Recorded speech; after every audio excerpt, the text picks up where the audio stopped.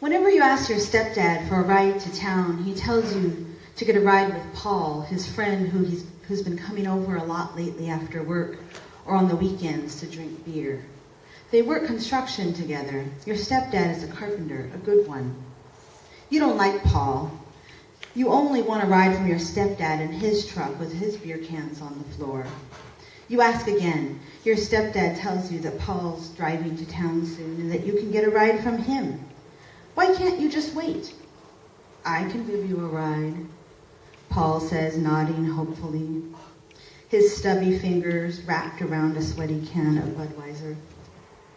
You don't say anything and you decide to start walking before stupid, ugly, drunk Paul decides to leave and sees you walking down the road and tries to pick you up, tries to give you a ride. It's summertime and you have a few hours of sunlight left to use up on getting out of the house. You're bored, you need a soda, something cold. You're tired of listening for Randy and Al's Oldsmobile at the end of the driveway and thinking about Al walking up in dusty jeans, his long strides, cool, slow gait. You don't know why your stepdad doesn't get it. He's a pretty smart guy, even if he has started liking Ronald Reagan, the cowboy president who wants your mom off welfare and calls her a welfare queen.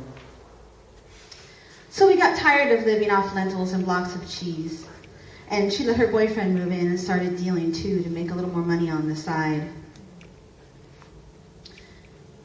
We are finally not just barely making it. We have a washing machine and a dryer. We don't have to hang clothes on the clothesline anymore or take care shaking the stiff jeans extra hard when taking them down from the line to get the earwigs off. You've been stung by one of those bastards a couple of times. You look at the sky a lot because it's big and blue and beautiful. You wish that you could see over the mountains. You see yourself in your mind, the one tiny person at the bottom of a valley surrounded by tall, tall mountains. No way out. Even your boyfriend Al doesn't like him, doesn't trust him, has seen the way Paul looks at you up and down out of the corner of his eye. You go to your room whenever Paul's around, but when Al's there, you don't have to.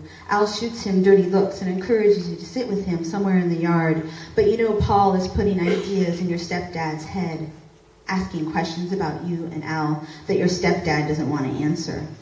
It's crazy having to protect yourself like this all the time from just a feeling, a bad feeling in your stomach. If it weren't for Al, you'd think that you'd be seeing things, that you were making it up, that it was all in your head. But you've been on that ride before. Someone else's truck, hands, fingers, your skinny little girl legs. You want to scream at your stepdad, scream at him right in front of Paul. I don't want his ride, don't you fucking get it? But you don't. You don't scream. You want to, but you don't.